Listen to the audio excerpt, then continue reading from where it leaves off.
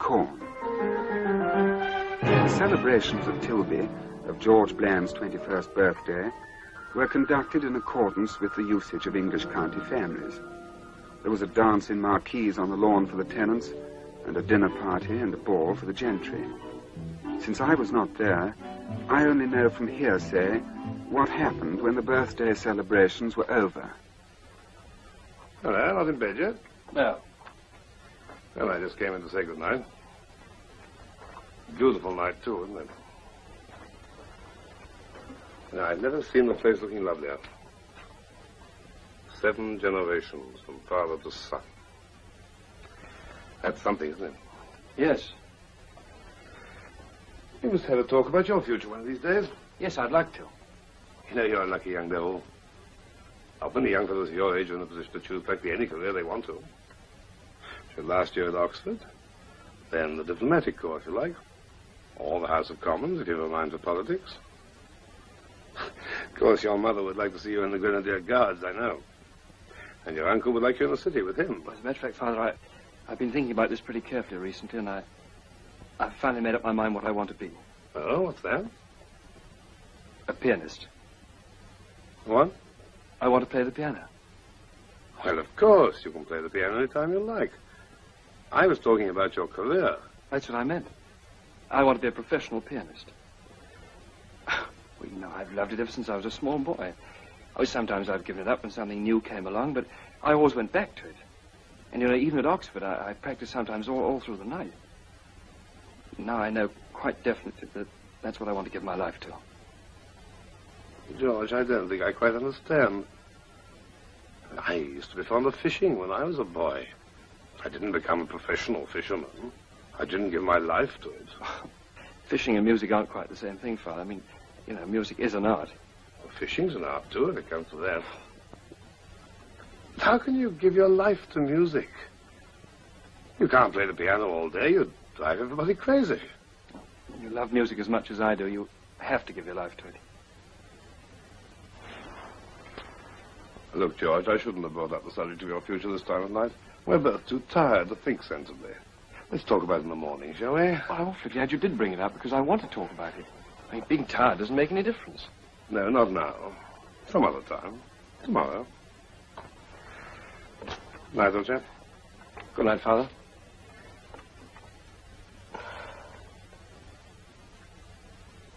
Good night.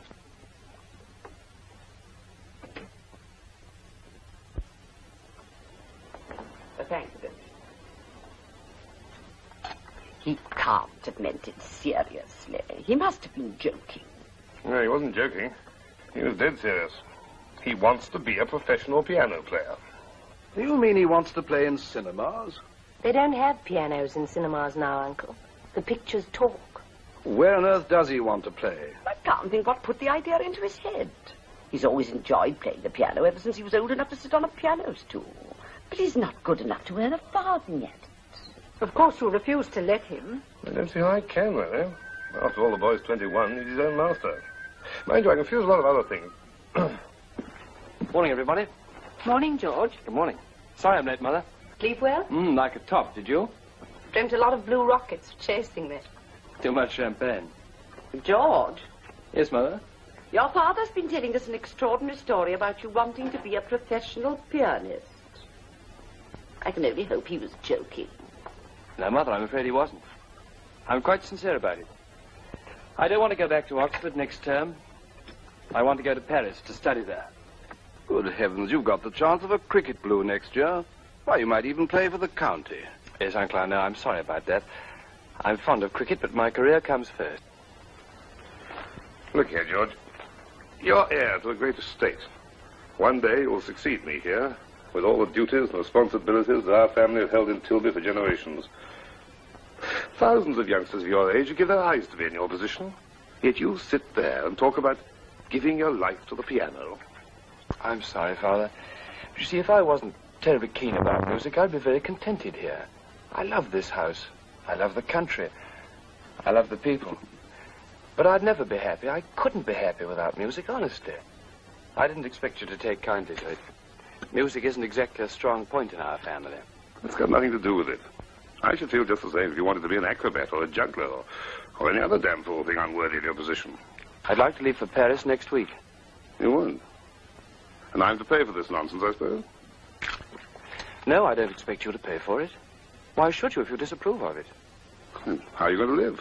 Well, I've saved a bit for my fare. I'll give English lessons for my keep. Long way that'll get you. If others can do it, I can. Now, look, George. Don't let's be hasty. I came down here for your coming of age with a nice, solid present to offer you. A junior partnership in the family business, 2,000 a year, and a flat in town. No, thank you, Uncle John. Well, my dear chap, in 3 years' time, you'll take my place as Conservative candidate for Bargain. A safe seat, and you'll carry on the family tradition. Awfully good of you, Uncle, but I've quite made up my mind.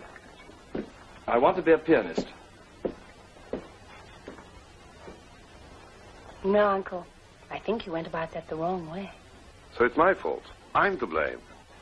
Would you mind if I suggested something? No, what? George is stubborn, pig-headed. The more you try to stop him, the more he'll want to do it. If you give him a flat no and cut him off without a penny, he'll starve rather than give in. Well, what of it? Give him a fair chance. Make him a small allowance, enough to live on and pay his fees in Paris. Let him study there 2 years, on one condition. That at the end of 2 years, he must come back and let some competent, unprejudiced person hear him play. But what good would that do? Tell him that if that person says he shows real promise of becoming a first-class pianist, then he can go ahead. If not, he must abide by the decision and promise faithfully to give up all thoughts of making music his profession. Isn't that fair? What do you say, Uncle? Remember, you'll go whatever you say. Well, what can I say? Look, if he'll agree to the terms you've suggested, all right. I'll give him £5 a week to pay his fees and his lodgings. May I tell him you agree? What do you think, dear? I think Paula's right. All right. Hurry back and tell us what he says. We'll be in the hall.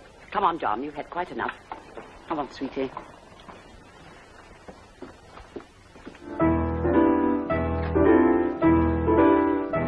George, I want to talk to you. It's no good, Paula. I've made up my mind. I know, but I persuaded your father to let you go. You what? He agrees to your going to Paris for 2 years, and he'll make you a small allowance.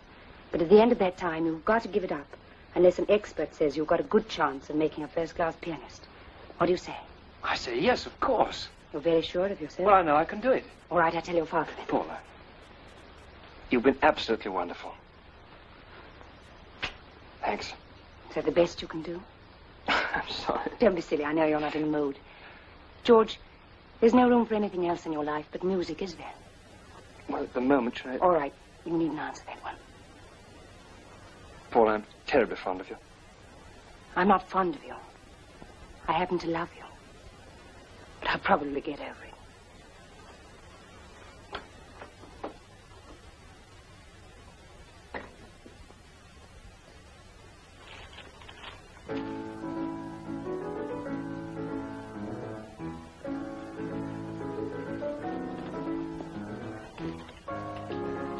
Well? It's all right. You needn't disown him. He agrees to everything. 2 years in Paris, then an agreed judge to give the verdict. But it's definite he gives up this piano nonsense if the verdict goes against him. Yes. Good. When's he start? Tomorrow morning.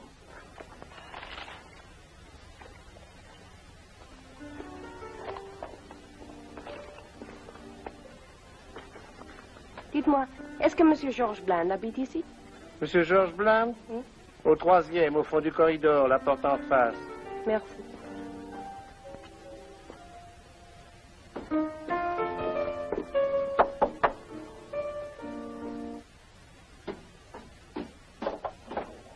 Hello, George. How are you? Hello, Paula. Come along in.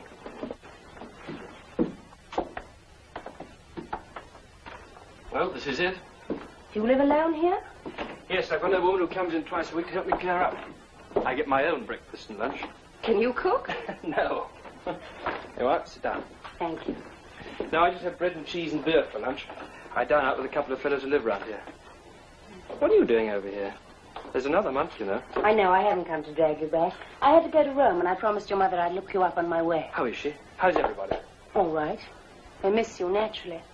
I think they rather expected you to throw it up in a month or so. Good Lord, no, it's hard work, but I love it. You got a good teacher?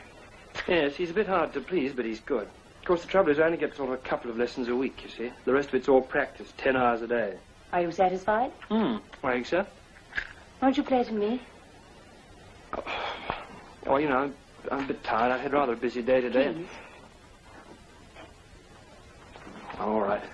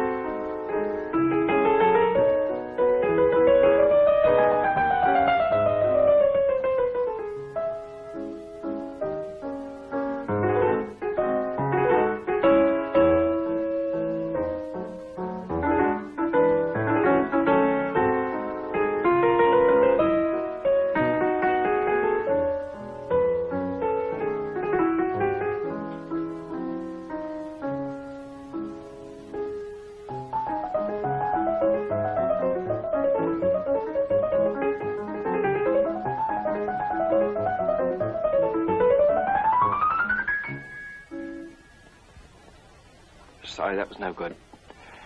I'm not in the mood. I'll play for you in the morning. Sounded all right to me. No, I can play much better than that. George, there was something I wanted to tell you. It was agreed that someone should judge your playing when you come home next month. Through a friend of mine, I met Leah Markart. I've explained what happened. She's promised to come. But that's wonderful. Will you accept her judgment? Well, of course. She's the finest woman pianist in Europe. She's terrific. Of course, I've never actually met her, but I go to all her concerts. Do my father and mother agree? They think she's a bit too arty. They're scared she'll be too much on your side, but they agree. You'll explain that I'm only a beginner. I've told her everything. I know I can do it. I can feel it in my bones. George, Yes? I was just wondering what you'd do if you weren't able to carry on with your music. Well, I don't know. I've never even thought about it. It might be a good idea to have some other interest. Such as what? You never thought of falling in love? Yeah, yes. But that'll have to wait. Don't let it wait too long.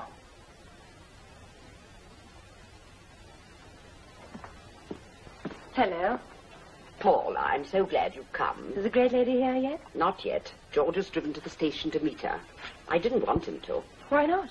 Well, the boy can be very charming when he wants to be too charming. I'm so afraid he'll persuade her to think he's a genius. Oh, I think she'll be fair. I do hope she thinks he's no good. It'll be such a relief to all of us. I'm afraid it'll be a terrible disappointment to him. Well, life's full of disappointments. One just learns to put up with them. Well, that sounds like the car now. Come along.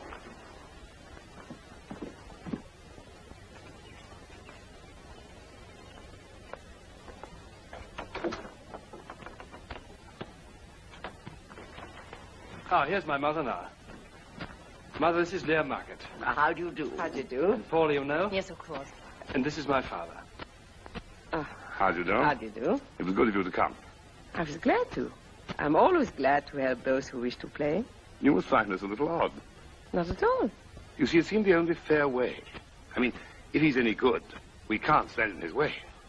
And if not, well, it's better to be a first-class plumber than a second-class pianist. Much better. I was telling him in the car, he must be prepared for at least another 5 or 6 years' study. As much as that? Oh, yes. Madame Markart suggests I go to Rome and study under her master. Ah, that's provided you're good enough, of course. Of course. Would you like some tea, madame? No, thank you. It's not one of my bad habits. A little drink, perhaps. No, I have a concert tonight, so I cannot stay as long as I should wish. And then we better go in at once.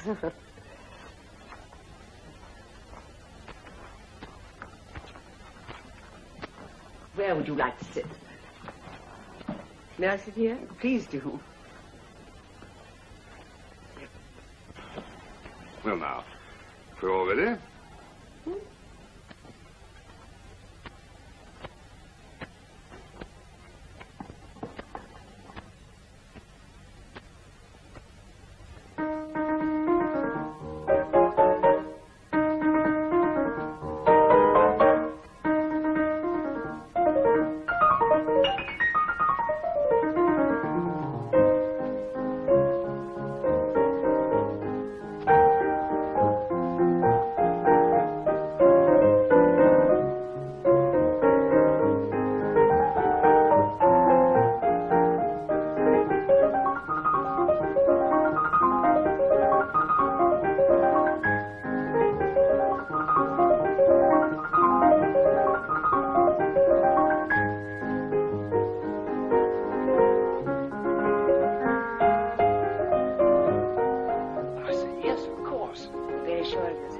I know I can do it. All right, I'll tell your father. Paula, you've been absolutely wonderful. Thanks. Is that the best you can do? I'm sorry. Don't be silly. I know you're not in the mood. Sorry, that was no good. I'm not in the mood. I'll play for you in the morning. Sounded all right to me. No, I can play much better than that. George, Yes? I was just wondering what you'd do if you weren't able to carry on with your music. I don't know. Never even thought about It might be a good idea to have some other interest. it. Such as what? You never thought of falling in love? Yeah, yes. But that'll have to wait. Don't let it wait too long.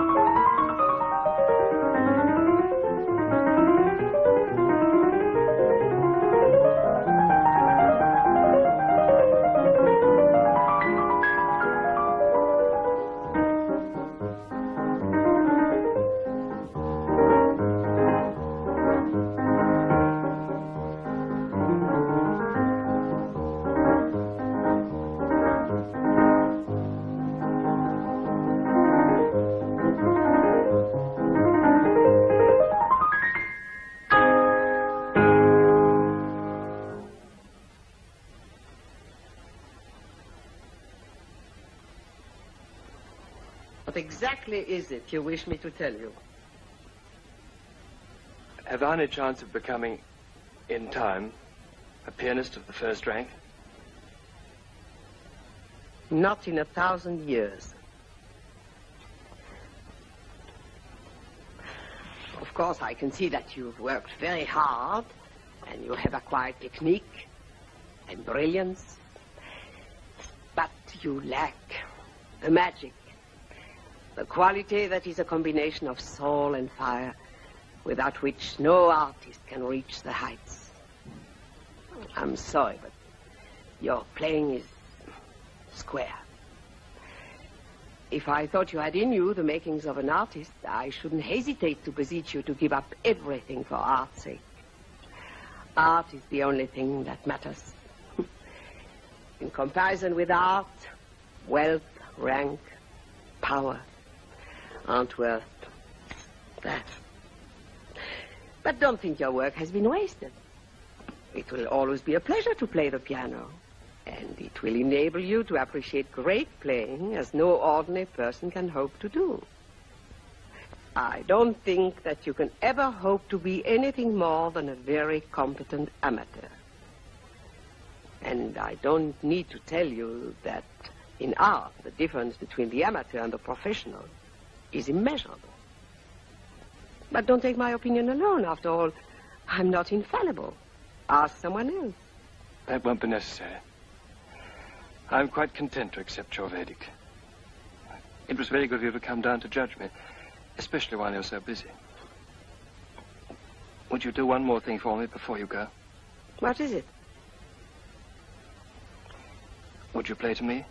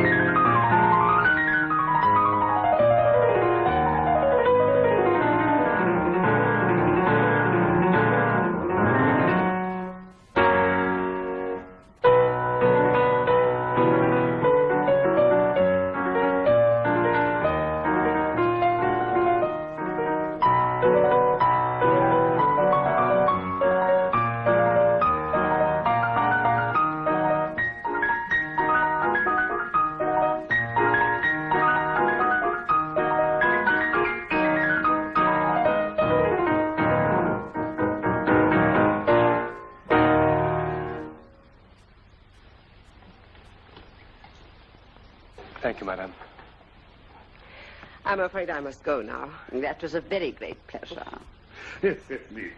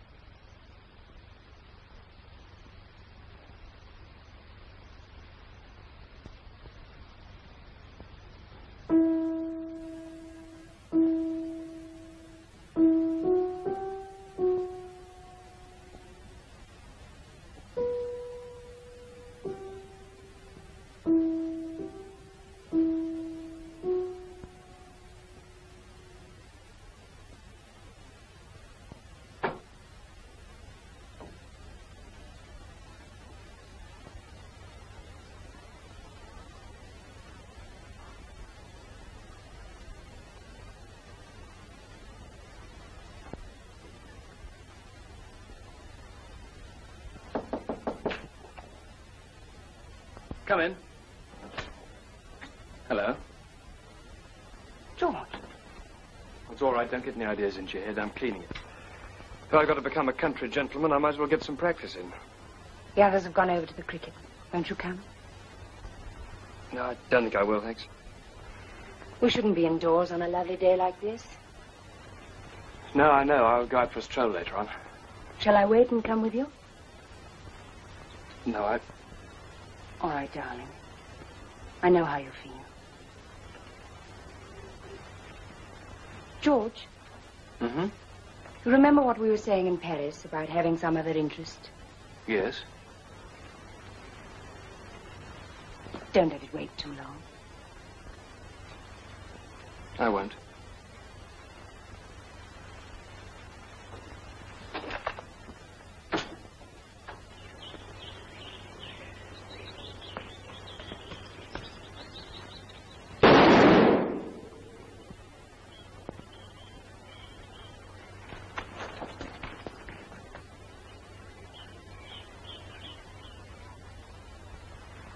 As I told you at the opening of this inquiry, a majority verdict is sufficient from you. Now you've heard all the evidence. If you wish to retire to consider your verdict, you may do so.